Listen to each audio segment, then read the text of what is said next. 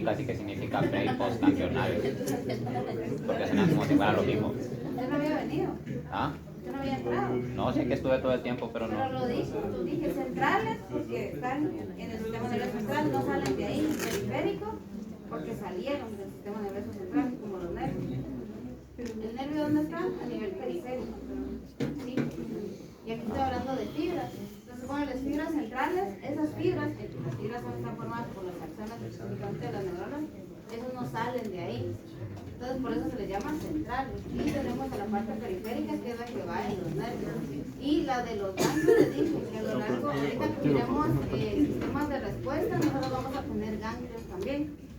Y si hablamos de las fibras antes de que lleguen al ganglio, son preganglionares, y después de que salgan del ganglio, pues son las postganglionares.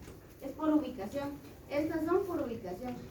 Las centrales periféricas y pre- y postganglionares es meramente por topografía. Pero se podría decir entonces que todas las periféricas son pre y post ganglionarios. Juan, no, porque no todas llegan a ganglio. Porque debemos tener un nervio periférico espinal que nunca va a pasar por ganglio. Entonces él es periférico, pero no es pre ni postganglionario. ¿Ya? Eso va a ser solo por topografía. Vamos a ver que las pre y postganglionares van a tener que ver con los sistemas de respuesta, pero del sistema autónomo. Ahí es donde vamos a ver a la pre y postganglionares. Y es importante nada más porque en algunos sitios vamos a tener patologías, ya sea que involucran a esa acción que está pre o el que está post. Y a la hora que ustedes trabajen con fármacos también van a ver que hay unos que son dirigidos a las que están pre o a las que están post. Claro, de las neuronas que aplican, las que van a pasar por ganglios. Pero póngale, como le digo, un nervio espinal, póngale así como el ciático, nunca no tiene ganglio. Entonces él no puede caer en esa clasificación, pero cae en la clasificación de que es periférico y que es mielínico y que es mixto. ¿Sí? No sé si me explico. Sí. ¿Sí? ¿A qué se refiere con que es mixto? Que era que es tanto sensitivo como motor, ¿sí? O sea, por él pasa información, él lleva información y también trae respuesta, ¿sí? ¿Sí? Lo que le decía que si se podía pasar era por el estímulo de respuesta, se podía dar un estímulo diferente y una respuesta Es que por el nervio puede pasar eso, pero un axón, o sea, un fascículo va a servir para llevar, pero la respuesta viene por otro fascículo que es de respuesta. Pero uno no puede llevar ambas cosas, porque por empezar unos son nervios y otros son acciones. Ajá, ahí es donde no se puede cruzar, no puede ser lo mismo. Ok, ahora nos quedamos con los delta. Y los delta vamos a tener que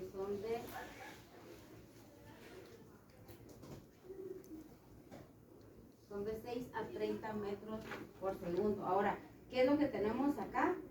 Las fibras de dolor, ¿sí? Dolor, pero ¿dolor de qué tipo? Dolor agudo. Vamos a ver nosotros que el tipo de dolor se maneja de diferente manera y no viaja por el mismo lugar si es dolor que se acaba de producir o cuando ya es crónico. Ese viaja por otra vía, ¿sí? Entonces esto es dolor agudo. Alguien se machucó, lo apuñalaron. Todos lo pellizcan, un golpe, ¿sí? Algo así agudo y en el momento es jugar por estas fibras, ¿sí? Tiene que ser bastante rápido, ¿sí? Un golpe, todo eso es por esta vía. Entonces esto es dolor agudo y que también es bastante puntual, ¿sí? La característica del dolor agudo es que si es localizado, ¿sí? Ahora, esta es la clasificación de las fibras tipo A, que son las más veloces, ¿sí? Ahora nos vamos con las fibras tipo B. Las fibras tipo B no tienen subdivisiones, ¿sí? Esas sí solo son fibras tipo B. Y la velocidad de ellas va a ir de 3 a 15 metros por segundo, ¿sí? Ahora, ¿quiénes van a estar en esta velocidad? Todas las fibras del autónomo, ¿sí? Las fibras sensitivas del autónomo van a estar acá. Específicamente las preganglionales. Las preganglionales van acá, ¿sí? Fibras sensitivas y específicamente de las preganglionarias. ¿Sí? Ahora vamos a tener a las tipo C. Las tipo C son las más lentas. Si se dieron cuenta, más rápidas. Incluso aquellas no le llegan, no, o sea, se hacen como una interfaz un poquito, pero aquellas son más lentas que esta. ¿Sí? Ahora nos vamos con las C, que son las más lentas. Y estas van de 0.5. La moto tiene sus divisiones. Ella no tiene su divisiones. A 2 metros por segundo. ¿Sí? De 0.5 a 2 metros por segundo. Esas son las más lentas. Una particularidad de estas es que como son tan lentas, estas son amielínicas la mayoría del tiempo. ¿Sí? Son amielínicas, por eso es que son tan lentas. Eso no quiere decir que no funcionen. De hecho, pues, las desgraciadas funcionan muy bien. Y les digo las desgraciadas, ¿por qué? Porque estas son las fibras del dolor crónico. ¿Sí? Ellas son las fibras del dolor crónico. Y son muy lentas, pero llegan a un montón de sitios. Por eso el dolor crónico se considera una enfermedad. ¿Sí? Porque siguen muy lentas, pero se trabajan muy bien y llegan a demasiados sitios en todo el cerebro. ¿Sí? Por eso es de que ya se considera como una enfermedad del dolor crónico. Y que son amielínicas. Y también otras que son de la fibra tipo C son la mayoría de neuronas postganglionares también son de este tipo, las postganglionares. ¿Sí? Son también del tipo C, o sea, son más lentas. ¿Sí? Y también en los lugares de sensibilidad como más pequeñitos, más minuciosos. No sé si ustedes se recuerdan en los estratos de la piel, en donde están las partes de sensibilidad, que tienen un cúmulo de neuronas que no son identificadas, porque en la piel hay como 3 corpúsculos diferentes que son cúmulos de neuronas para sentir. En las que son indiferenciadas, esas son las que son de las fibras tipo C. ¿Sí? Ustedes me dirán cómo se llama, como Marconi, No lo hemos Balay, Solo los de la lengua. Una pregunta, okay. ¿Sí? ¿los de la B dónde actúan? Son sensitivas y preganglionares. Sí, son del sistema autónomo. El sistema autónomo de las que más tiene son de ese tipo B. ¿Sí? Entonces, esta es la clasificación que podemos tener nosotros de las fibras. Vamos a ver, cuando miramos músculo, vamos a volver a retomar estas. Cuando hablemos de dolor, estas y la C. Y de ahí, como les digo, la que más vamos a utilizar es la parte de aferente o sensorial y eferente o motor. ¿Sí? ¿Alguna pregunta de acá? ¿No? Ok. Entonces, nos recordamos de la clasificación que habíamos hecho al inicio del sistema nervioso en base a su función. Teníamos un lado sensitivo, una zona integradora y una zona motora. Ahora vamos a hablar del sistema sensitivo. ¿Cómo está compuesto ese sistema sensitivo? Para empezar, ya para sentir algo, primero tiene que haber algo que sentir, ¿verdad? Entonces, ¿con qué debería de empezar ese sistema? Con un estímulo. ¿Qué es un estímulo? Un cambio en el ambiente que se percibe. Un cambio en el ambiente, sí, que se percibe. O sea, puede ser cualquier factor que haga que yo vaya a tener una respuesta para él. ¿Sí? Eso es un estímulo al final de cuentas. Cualquier factor o razón, motivo, circunstancia que me haga cambiar por la presencia de ese mismo. ¿Sí? Entonces eso es un estímulo. Ahora, ejemplos de estímulos. Temperatura, golpe. Temperatura, un golpe, ¿qué más? ¿Qué? El hambre. El hambre podría ser un estímulo. De hecho, el hambre es un estímulo y es una respuesta también.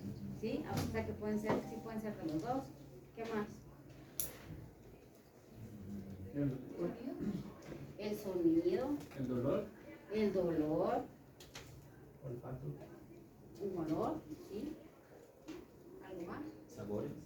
Sabores, una imagen, ¿sí? Un recuerdo.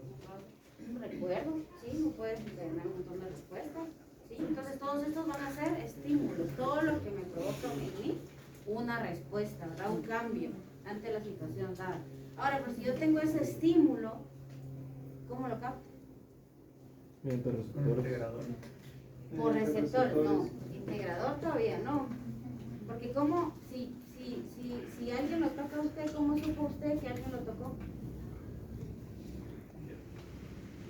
Porque no es que se fue directo acá, sino que ¿qué Tiene tuvo que que sentir. pasar antes?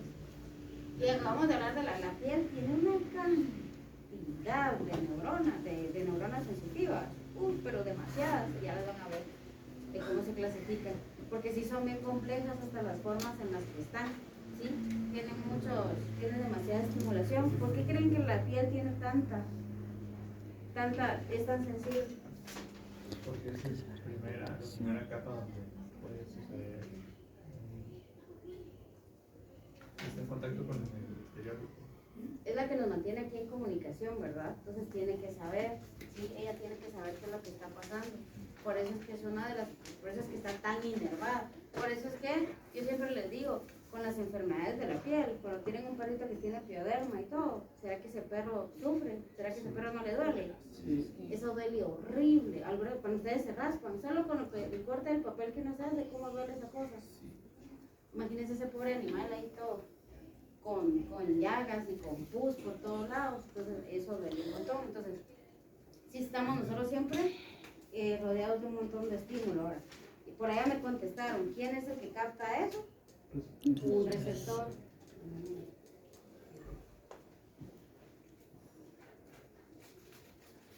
Ahora, ¿será que el receptor siente un toque y solo con eso ya pasa la información de recibir un toque? ¿Qué les tiene que pasar al receptor? Porque estamos hablando de esto, que los estímulos que son algo físico, es algo físico. Pero ¿y el receptor cómo hace para pasar esa información? Si esto es algo físico y yo en el sistema nervioso, ¿con qué trabajo? Con voltajes. Entonces, ¿cómo hacemos ese paso? Por iones. ¿Qué hace? ¿Qué pasa ahí? Se despolariza. Se despolarizan los receptores también. Exactamente. Bueno, cuando nosotros tenemos un estímulo, ¿qué le hacen al receptor? Lo excitan. ¿Sí? Porque es como de yo estoy hecho para recibir este estímulo. Entonces, si sí cambia, a la hora que le cambian el medio, porque también se cambia el medio a la hora de sentir esto, él siente esa excitación, lo irritan, lo pasan irritando realmente y empieza a abrir canales de ¿qué? De sodio, exactamente, ¿sí? Canales de sodio, entonces él se despolariza. A ese cambio de energía física a química, ¿cómo se le llama? Nunca la habían oído, ¿no? Se le llama transducción, ¿sí? Transducción es como que estamos traduciendo el idioma, porque esto no es lo que habla el sistema nervioso, entonces el receptor me ayuda a pasar esto que no, el sistema nervioso no sabría cómo interpretar a algo que sí, ¿sí? Entonces el receptor hace una transducción.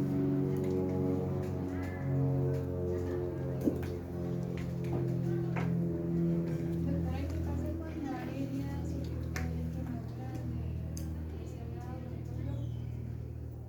Se llevan todas. Se llevó todo. Pero cuando se recupera el tejido ya no hay sensibilidad. No, a veces se recupera alguna, pero generalmente se pierde incluso por una cirugía. Nadie tiene cirugías acá, nada. No, ay, qué bueno. Pero cuando tienes una cirugía en el área de la cicatriz, no sientes. Porque eso está relleno. ¿Relleno de qué? Ah, Es positivo. es cierto.